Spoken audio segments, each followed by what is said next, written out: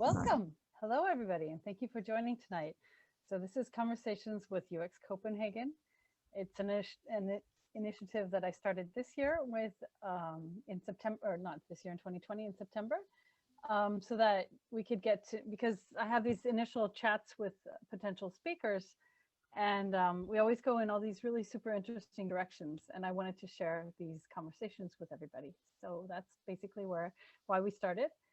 I want to say that UX Copenhagen is a safe stage for different voices. So we will not tolerate any harassment or that kind of thing, discrimination. It's all in our code of conduct, and anybody listening in here is, of course, agreeing to the code of conduct. So that aside, I'm really pleased to be able to introduce Angelina Ngunje, and you're from Nairobi, Kenya. So tell me, first of all, how did you even hear about my little conference here up in Copenhagen? Hi, Helen. Let me start by saying thank you so much for having me here. Very Thank excited. you for joining. I heard about Helen Jensen's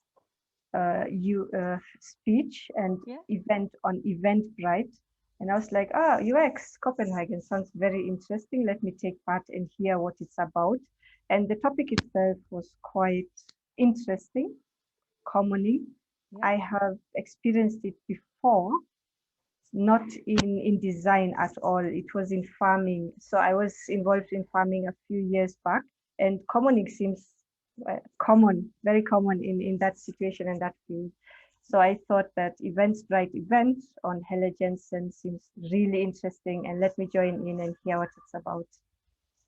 That's excellent. I'm so happy you did, because then you reached out to me and talked about this super interesting project that you're doing and how you're trying to get commoning into the world of design. And I just think that's going to be perfect for the conference. So I can't wait to hear your talk. No, anyway, I'm just super pleased that you're here. Thank you so much for joining us.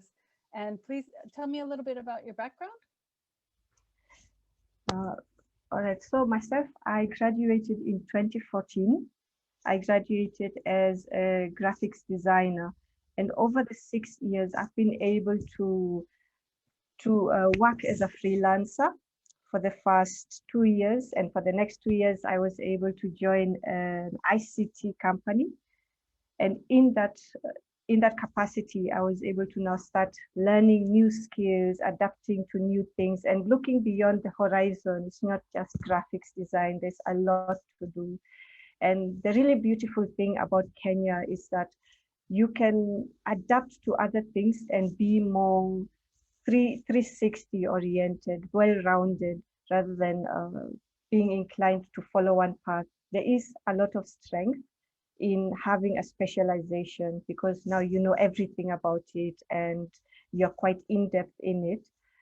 The opportunities of being well-rounded and a master of all trades, so to say, is that you know a little bit about a few different things, and you're able to assist even your teammates and team members in certain areas that they would otherwise not be really good at.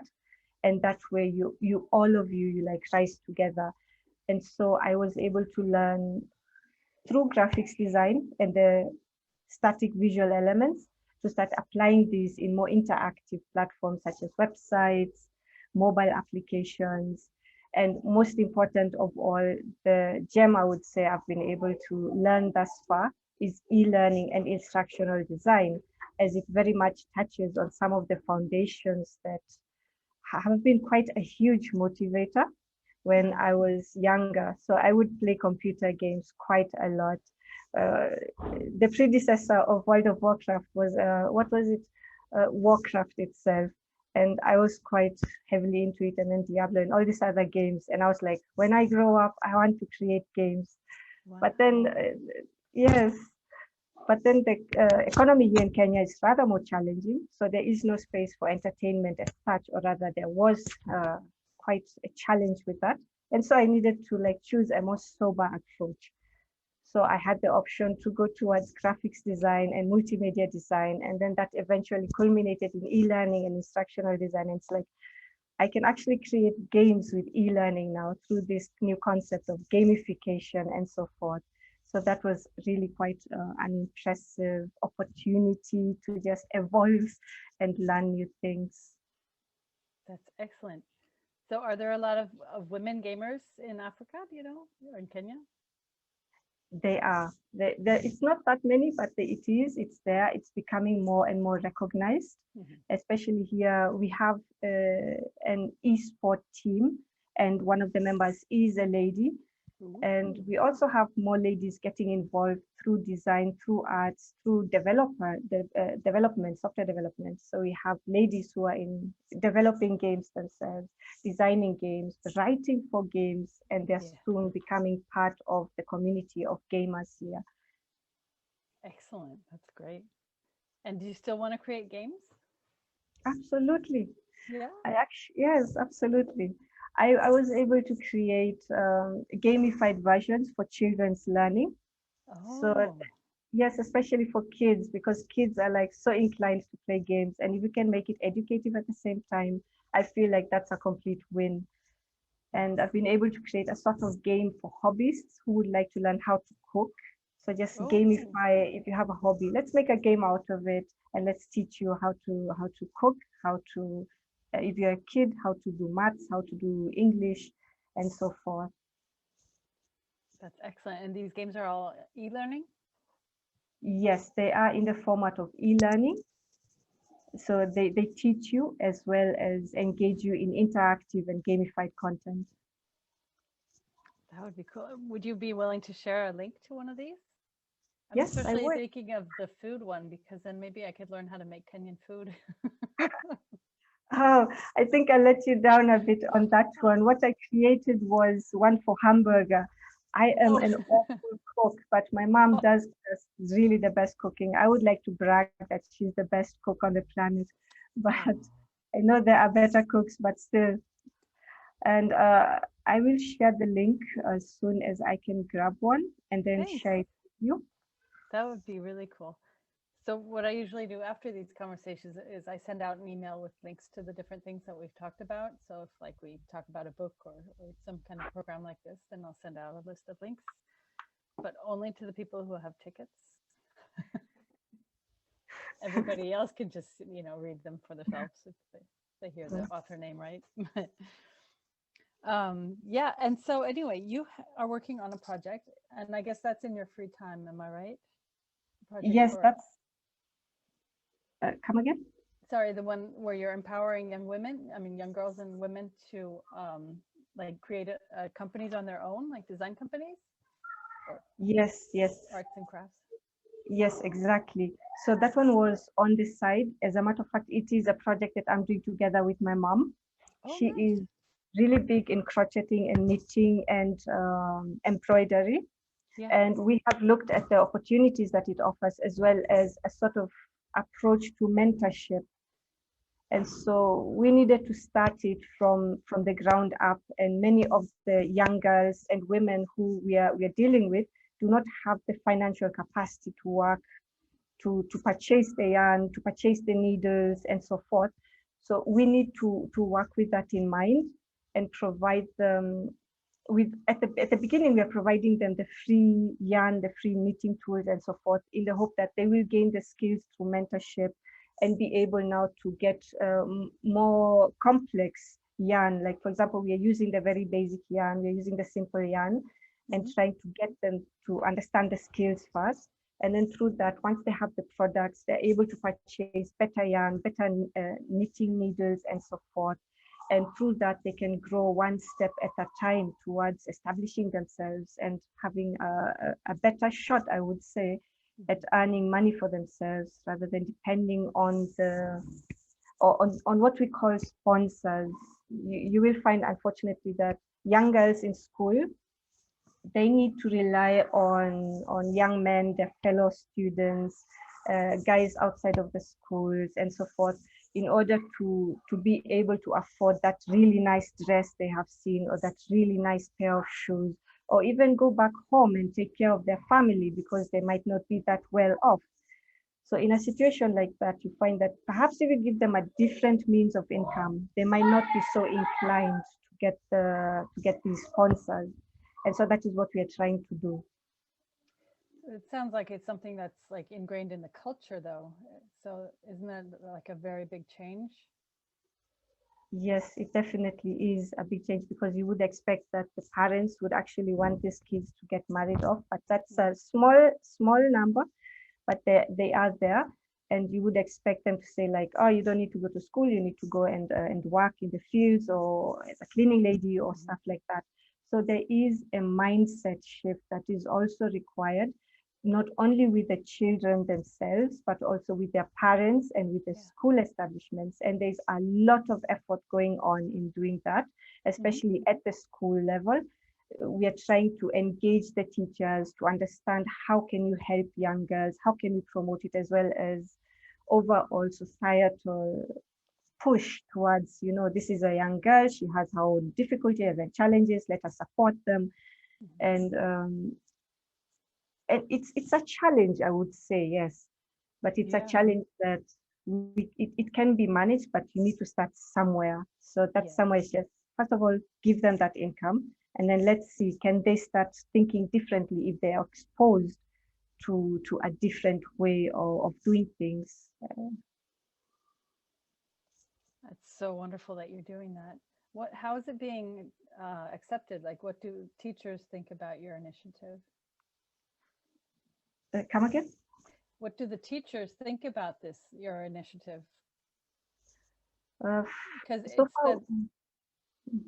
sorry, you had said earlier that some of them accept, sex in exchange for buying things for the young girl. Maybe I'm just thinking maybe they think that's a fine deal and that maybe it's not something they need to change. Yeah. On the teachers' end, we haven't really engaged much with them. We have just focused our direction and our efforts towards the young girls. It has shown some improvement, but not really I wouldn't say we've done a breakthrough, but it's a first step, which is to just get them to get the skills first. We have had the first group, which is 15 young women, and we're also targeting the older women who are retired. And together with this group, we have more than 15 of them. And out of that 15, we have at least 5 very well trained and competent young women and retired women. And together with that group, we would like to expand this mentorship model. And with that, we would like to see how far we can reach out and how effective it can be. And also most likely start that conversation with the schools, but hopefully in partnership with the government or more established organizations, so that there is a little bit more substantial, like there's a push here. Guys, you need to listen to us now. Yeah. Oh, wow. I think it's such a fantastic idea. And especially, using the expertise of the retired women, that's just fantastic. Are they supportive?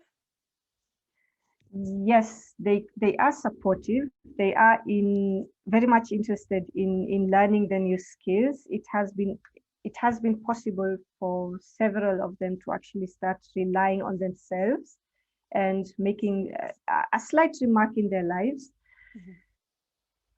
What we have realized is that they are quite mature and they would do very well as mentors for the next group, and just to expand and create a sort of cascade mentorship model. And with that kind of, it's always good to have a mature lady in the group who can guide you and give you wisdom and so forth. And they are supportive. I would say there is some learning barriers, but we are finding ways to overcome them and to give each one of our members, I would like to call them members, the opportunity to actually make a difference in their lives and in the lives of the others in the community. Wow, that's excellent. So how are you finding these ways of overcoming barriers? One of the challenges is the motivation to convince them that this is actually something that can give you an income. And the other challenge is the learning speed. You do not find everybody who learns at the same pace, and some of them can be a little slower than the others. And so we try to put them in different groups, try to teach them in their own time. So we give them the yarn, we give them the knitting needles, and we show them how the technique is done. And then they go home and do it in their own pace. If they have a challenge, they can come back and say, this is where I'm having a real big challenge at, and this is where I need a little bit more support with. And in the first section where the motivation is a challenge, we have come to realize that young girls can be very distracted. They have a lot to do. They have a lot going on, and they wouldn't want to sit down and, oh, now I have to crochet. Oh my God, now I have to knit. No, I don't feel like that. But when you put the idea like, this is a product, you have someone who can buy it, will you sell it? And then they're like, oh yeah, they're motivated now. And also other ideas like give them a role figure, a role model, and have conversations with them about what is the possibility and what opportunities come up if you actually have your own business, your own something to do, and proceed with that. It takes you further. So we try to engage them in talks as well as to show them their work, their effort, the time that they put in it actually has an outcome that benefits them. And where do they sell their products then? Would that be like a local market or? For now, we have found individuals. So it's like, if you know somebody who would like something like that, you sell it. And they have also a sort of charmer group. Here we call it charmers. What that is group of ladies who come together and they assist one another financially.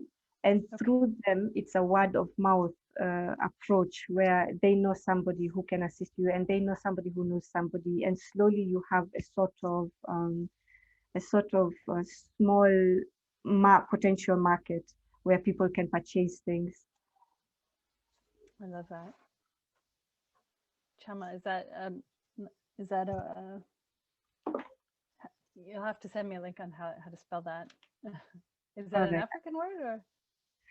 Yes, it is. It means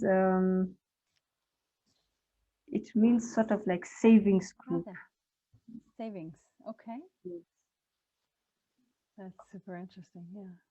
I love that. I love, I think in all communities that women have this way of coming together and like helping, hold each other up. Isn't that true?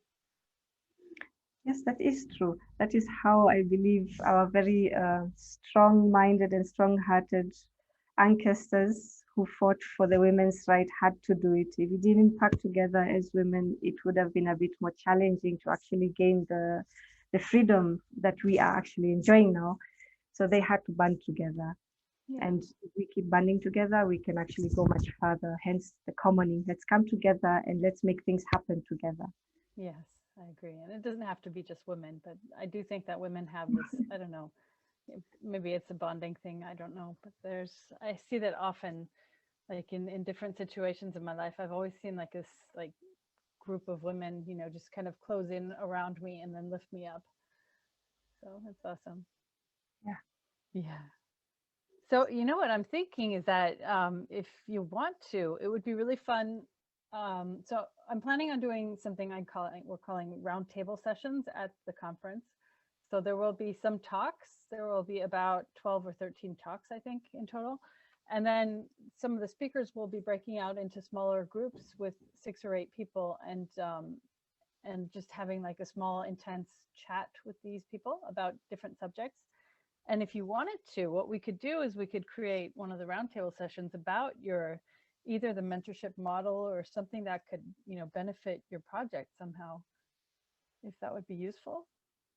Yes, I feel like that would really stand out and help to promote even the idea of mentorship, not only for the idea with the girls and the older retired women, but also in commoning. How about doing something like that even for UX or e-learning or graphics design, where you come together, you have a platform? I'm sure it's been done with the mentorship and so forth, but yeah. I don't know. I haven't seen anything that's like systematically described that way. I've just seen people, offering either to help mentor or, that kind of thing. I don't see anything like structured being put out there in design. Mm. So that's really interesting. I think that would be super fun.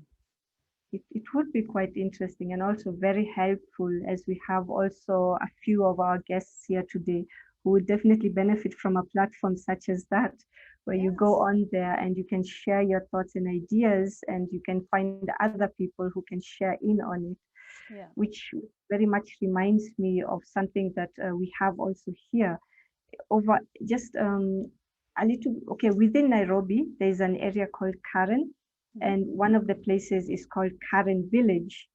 What they do there is they bring the creative community together, regardless of what exactly you do. You can be a graphics designer, you can be a filmmaker, you can be a writer, you can be an artist, and you're painting, and you come all together and you share and share your skills. So if you're a filmmaker, you can join a group, and a group of writers or a group of graphics designers, and together you can come up with something. So it's like a place where you can gain different skill sets and come together to create one common project. I love it. That's exactly the kind of thing that inspired me to have this topic this year. So gaining different skills from just being around people, right? Yes, exactly. And to come together and work Yeah. towards a project. Yep. That's really interesting. I'm sure I can find something online about that, can't I? Karen Village. I'm Karen sure if you Village. yes, Yep. Karen I will Village. certainly. Village. That's so cool. And are you part of that? I have attended two of the meetings, and we were in the process of organizing another one. Hmm. So I've been involved in that as well. And through that, I've gotten to learn a few really amazing artists and amazing filmmakers and writers and fashion designers. There was a guy who had made an outfit out of banana leaves. No. So that was amazing. It was quite different from what I had expected, but there's somebody making an outfit out of banana leaves. How about that? That's pretty sustainable. Yeah, exactly. Mm. I love it. Wow. That's amazing. Oh my goodness. Okay, I feel that I need to visit Nairobi someday. Yes, if you do, I'll be your tour guide. I would love that. Yes, please. And then I'll have to bring you to Denmark as well. Yes, Take you around. So, Copenhagen. yes. Have you ever been up here towards the north? I've been to Germany for 6 years. Oh, Where, wow. yes, so I'm partially German, partially Kenyan. I see. And yes, so I lived with my German half for about 6 years before we came back. My mom was like, "Ah, it's too cold. We need to go back Yeah. to the sun." Yes. Whereabouts in Germany? Around Troisdorf. I don't know where that is. That's to the north of Köln, I think. Yeah, Okay. Troisdorf. Yeah. Okay. Well, then you know what the climate is like here in Copenhagen. Pretty much the same as Köln, I think. Yeah. It can be cold. It can be cold, but sometimes. But the snow is marvelous. Yes. Oh, wow. That's really interesting. So you speak Yeah. German as well? Just a bit. Just a Yeah. bit. Moderate.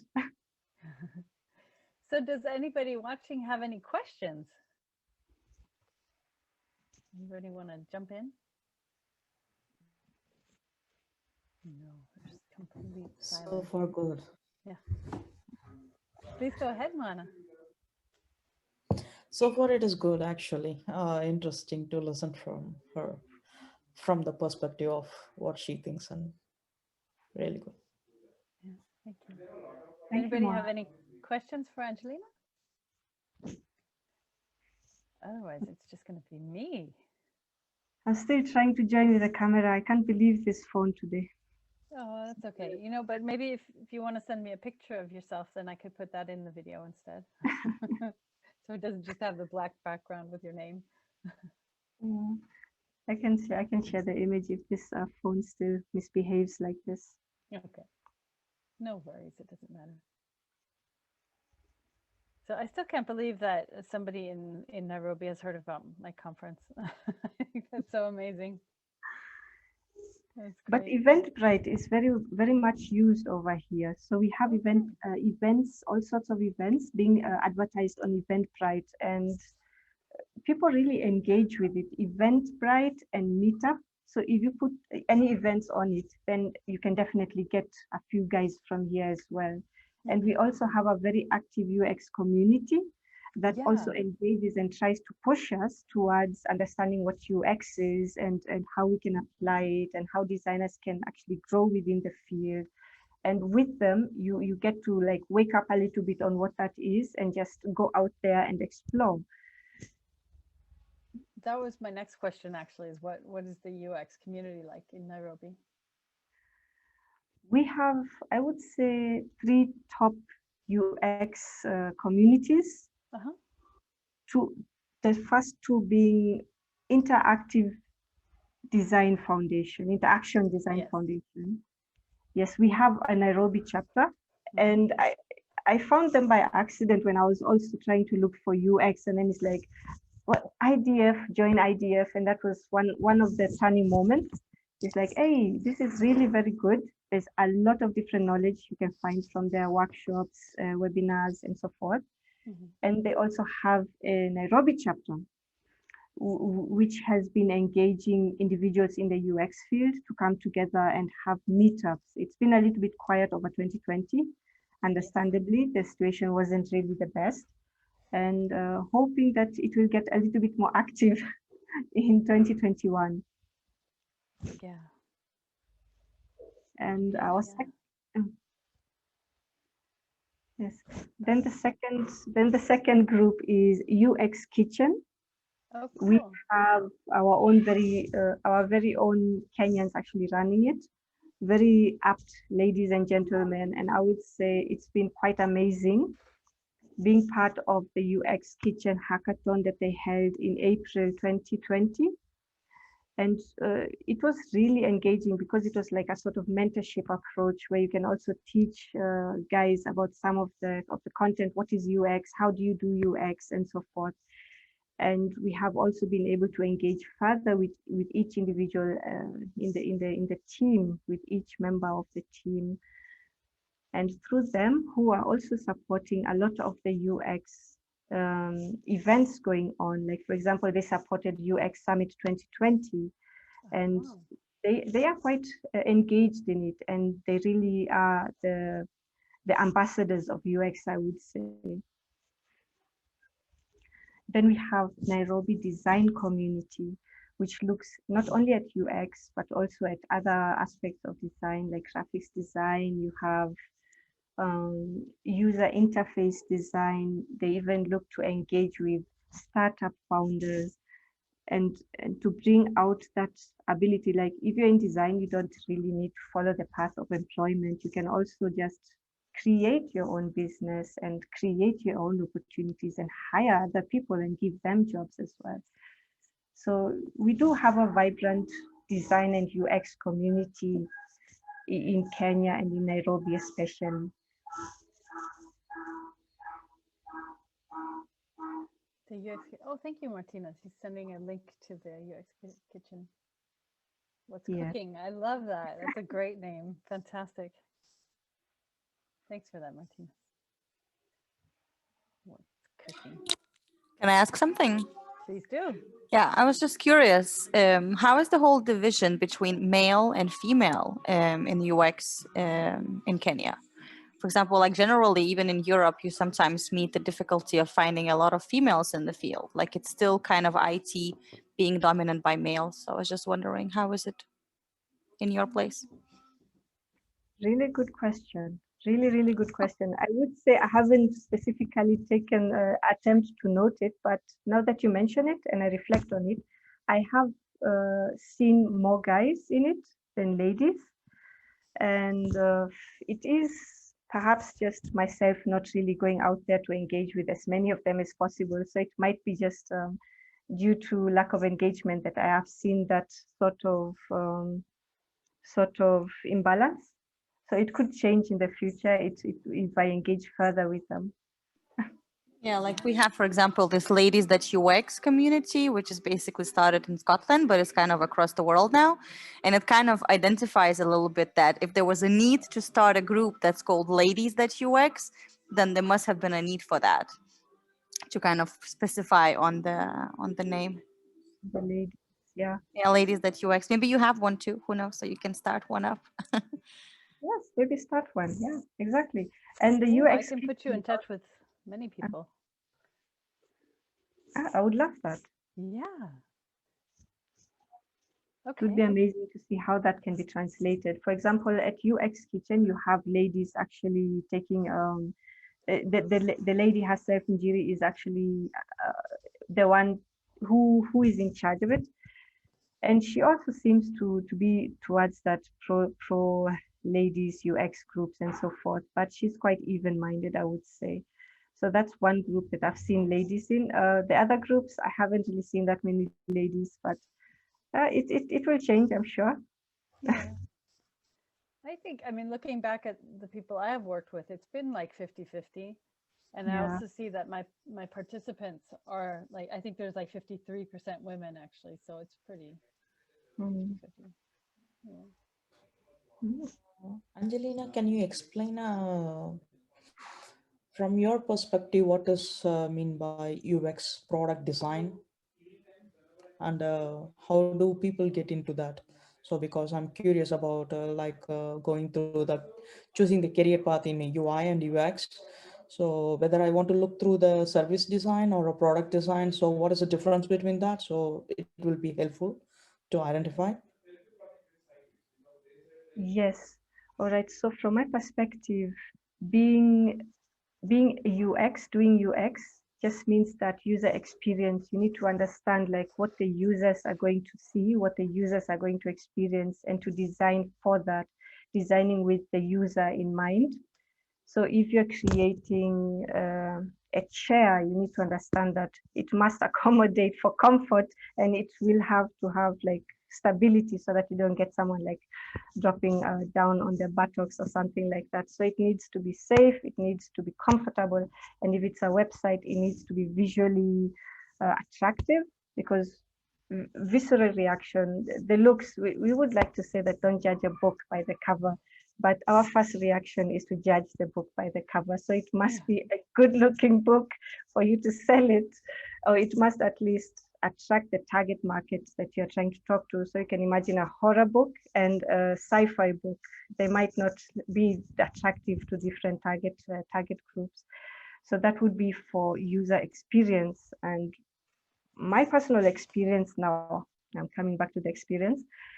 When I first learned about it was when I was applying user interface design for websites and mobile applications.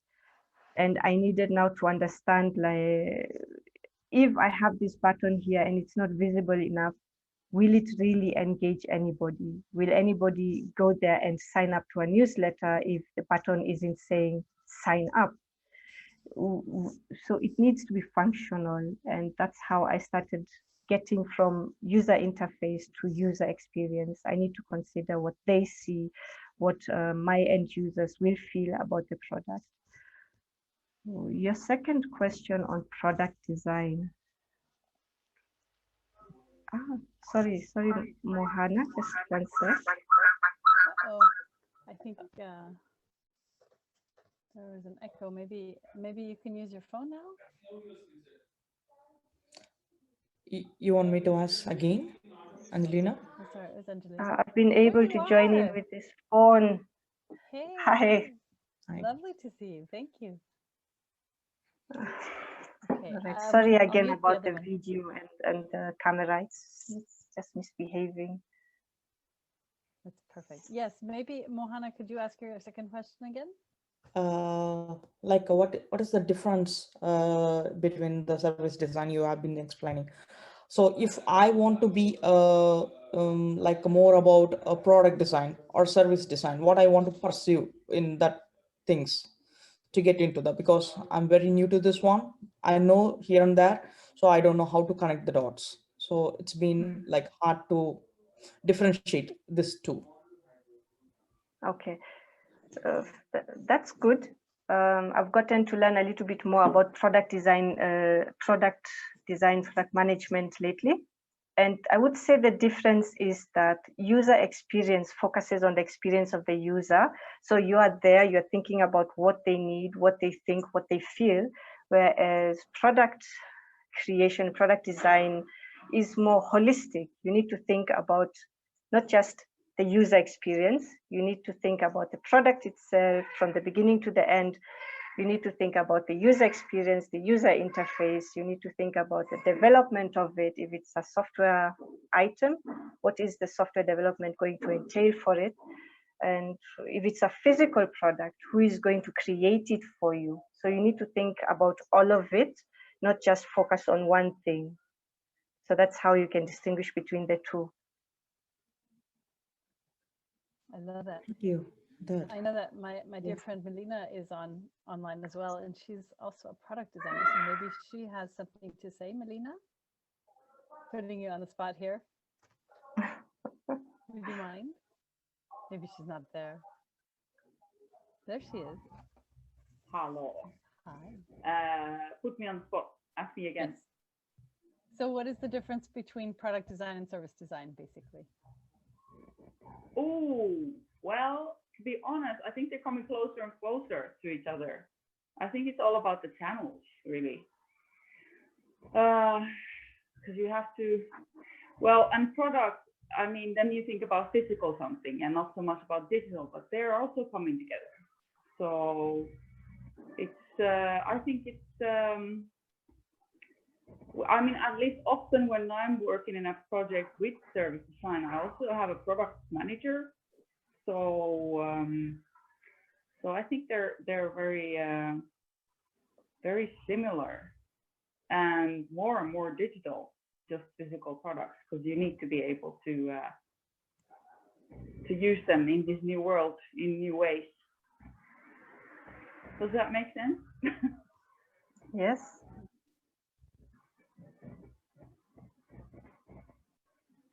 Does anybody else have any questions? Otherwise, we'll just keep talking. So, Ulrika, you said that that UX was founded in Scotland? Yes, I believe it was Yeah. Okay. originally. I think it was Okay. Scotland. Yeah. I think Edinburgh or Glasgow. No, I think it was Edinburgh. Really? Yeah. Okay. I met like years ago, like 5-6 years ago. I met with a lady named Georgia. What was her name? Georgia Bottomley. Super wonderful lady, and I think she started it all. And I think she was from London, but I'm not sure. Perhaps. Maybe, but she's a. Let's say UK. The UK. The third world, as it's called right now. Is it? Yeah. Yeah. But yeah. But yes, Hold and up their oars and. and then they made the branches across the world, right? Like Ladies That UX, Aarhus, Copenhagen, etc.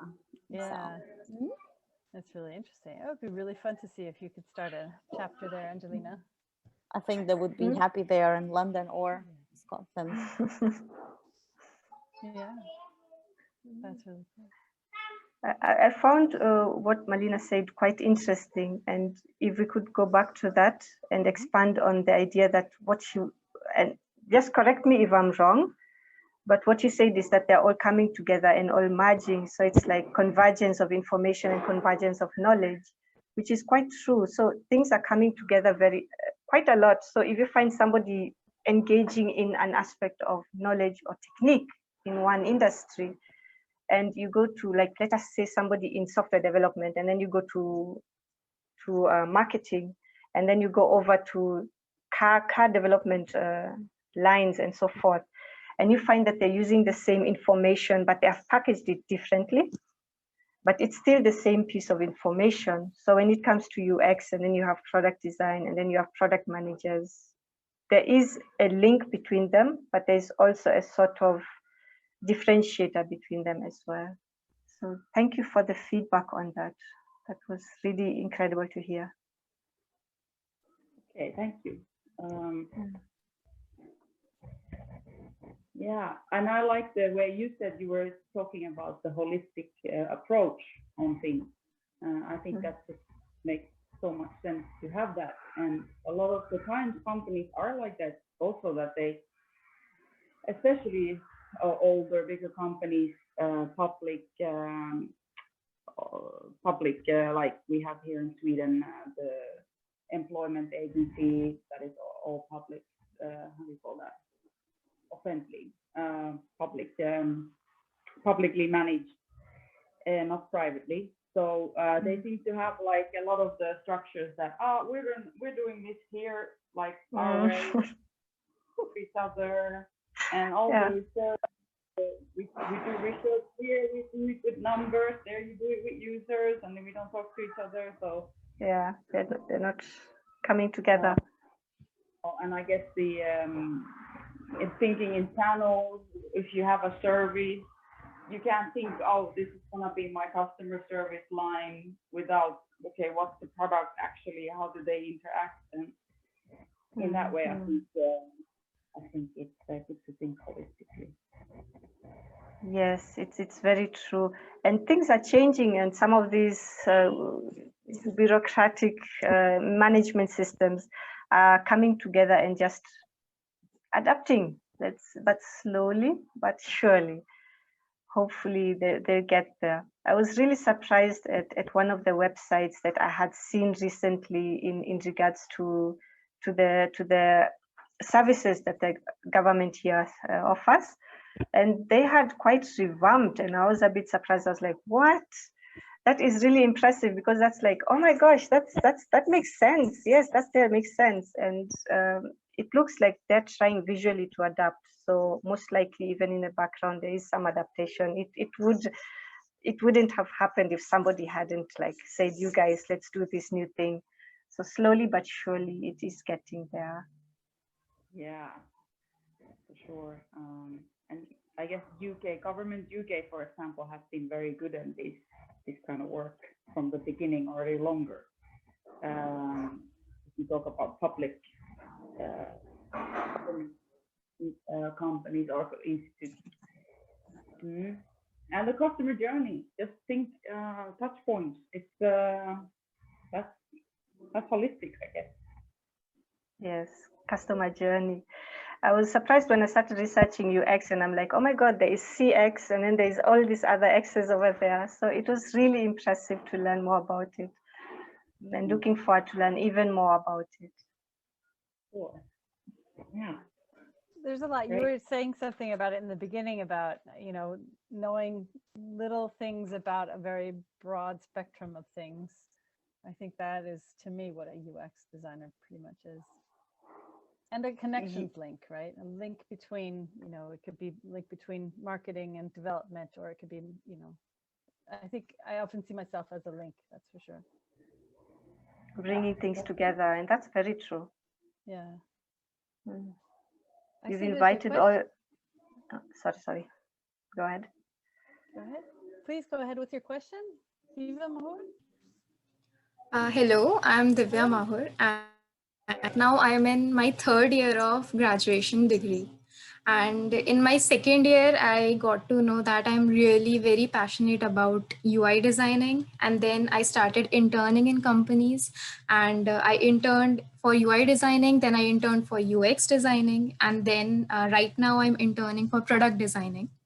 So I have this question. While going through the whole process of UX designing, the one thing which took a lot of time for me was approaching people for usability testing and approaching people for user interviews. And that was really very difficult for me, because it was really very hard to convince people to come on board and, for the interview. So I would like to know that what is that proper way that I can approach people for user interviews, and at the same time I can listen to their stories for making a better design and for a better research. Angelina, would you like to answer? Yes, thank you, Divya, for that statement and question. It's really impressive to see that you're trying out different things and not just focusing on one area of expertise. Just internship in as many as possible. You can find something that you thought you might not be good at, and then you're like, oh my gosh, I'm really good at this. So just try them all out. And in regards to user testing, that's also been one of the main challenges on my end. Over here, it's already difficult enough to tell somebody, you know what, try and think about user experience. And they're like, oh my gosh, now we have to do this. Now it's going to take time. What is it? Some companies are more forward thinking and they're adapting a little bit faster, but I hope to engage with them. When it comes to user testing and all that, it's been more like a reverse. You don't do it at the right stage that you need to do it at. It's something that comes up a little bit later, and it can take you back. For instance, you need to engage with your stakeholders. You need to engage with the individuals you're designing for as soon as possible. And throughout the journey that you're going to take, you need to keep engaging with them. Sorry. And not miss out or skip on that opportunity to show them this is the product. Can you have a look at it? And can you take like 3 or 4 people from your department and have a look at it? It doesn't have to be like a whole team or a whole usability procedure. From the experience that I've had, at least I haven't had that opportunity to go that far, to do it the right way that it's supposed to be done. I've had to improvise and just tell them, you know what, just take 2 hours and just look at this and just try it out. And it hasn't been as engaging and interactive as it should have been. It's like you give them the product, they go, they test it, and then they come back with half of the results that you had expected. So trying and just keep engaging them. Don't be demotivated by it. It's like, they don't do it, I give up. No, just keep engaging, keep trying to talk to them, and in the process, as you go through the experience of understanding your customer, you will come to a point where they'll sit down and say, you know what, we shouldn't have done this like that. I think we should have done it like this. And that's a really great opportunity for you to step in and say, it could have been more effective if user testing could have been implemented here, and you use their language and you try to engage with them and create a connection that way. I hope that has helped answer your question. Yeah, it really helped. Thank you. You know, welcome, Divya. Yeah, another really good trick that I have is candy. Works every time. Every time. You know, just offering them like a tiny gift for their time. It could be a piece of candy. It could also be a cup of coffee. And if it's like, you know, if you're working for a bigger company, then I always demand that they pay, you know, some type of compensation for people's time, because, you know, often they're taking the public transportation there, or at least spending time getting to the usability test and then spending an entire hour with me and then having to go back. So definitely try to compensate them for their time. And if you can't do that, you know, I mean, I probably shouldn't be saying this, but I do think that any answer is better than not getting an answer. So if you have the possibility, I mean, just, you know, ask people in your local, you know, the canteen or even the cleaning personnel or your parents, or, you know, just anybody in your local area that can just, you know, just quickly pop them a test and say, listen, can you help me with this? I don't know if that's like completely blasphemic to say, but that's kind of what I use. It's reciprocity. I think they also use that trick in marketing. It's like, if you show someone kindness, someone is most likely going to show you kindness in return. So if you tell someone, can you test this for me? And then you give them something, they will definitely respond kindly towards you. And also if it's like something that takes 20 minutes instead of 45 minutes, or can I take 10 minutes of your time? And then when they get excited about what they are talking about, then it usually gives you more time. So not start with, oh, this will take 45 minutes. No, start with like, 20 minutes. And also do you want to be part of improving this service or product? And then you're like, oh, I can improve this. That's great. Maybe that's a good approach. At least it seems to work for me. Can you try? Yes, I'm very motivated to use that one. Oh, it's 15 minutes, even though it's a little bit longer. And hopefully they'll get more engaged and motivated.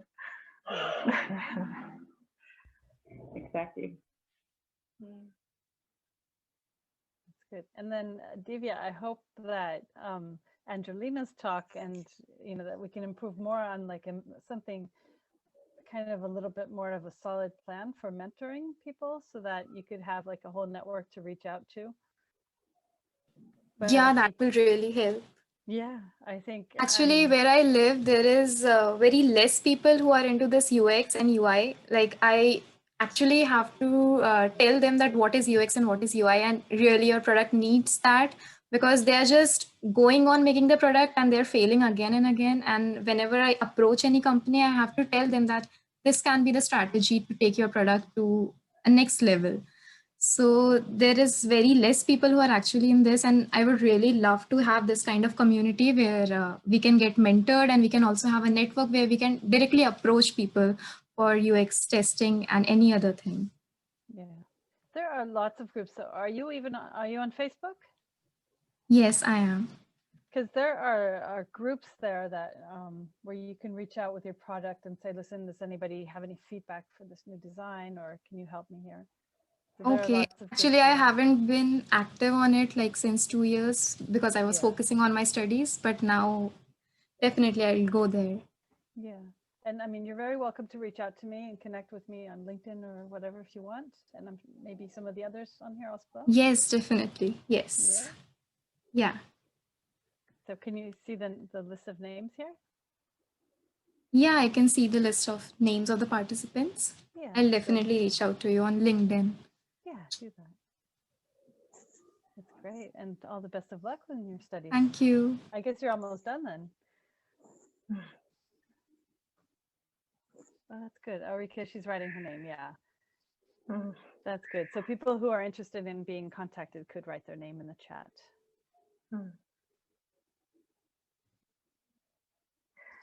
And I'm super interested in what you've just said, Helle, in regards to the usability testing groups on Facebook.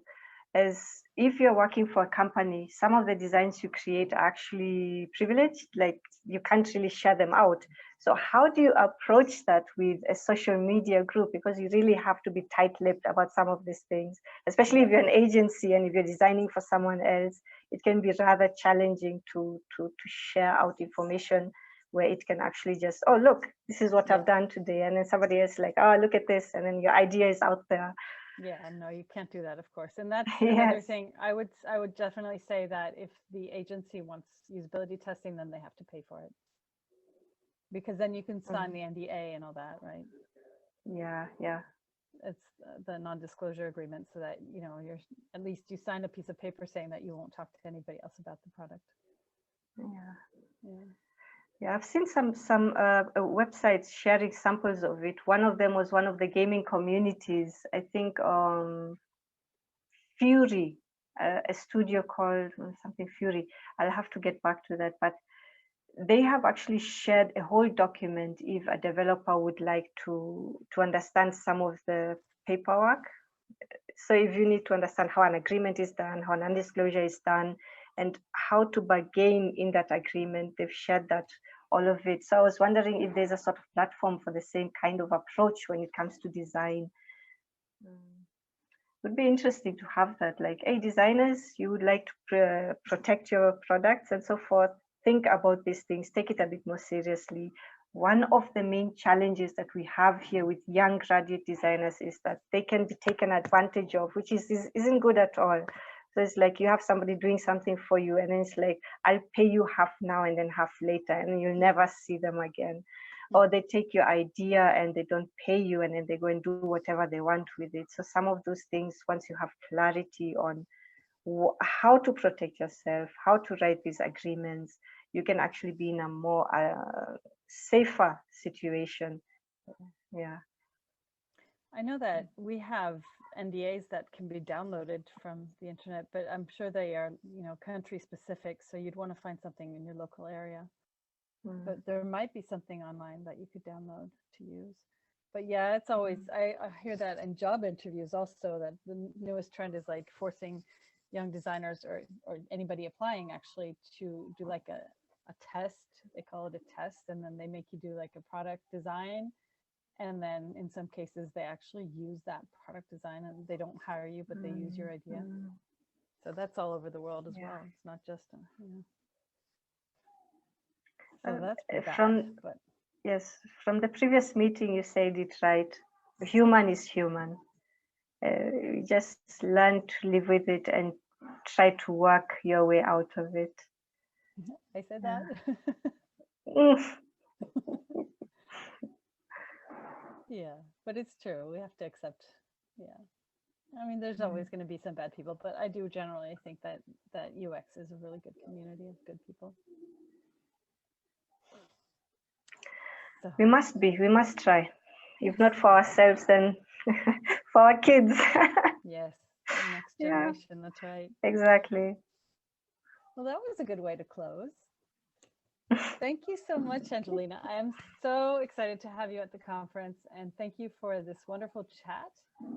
And then I will look forward to being able to announce you on the website hopefully soon. And thank you so much. Thank you, Hele, for the Thank you. time and for picking that opportunity out. I'm very grateful for that. Thank you. And thank you, everyone who's attended. Yeah, Thank you so much. Take great care, everybody. Goodbye.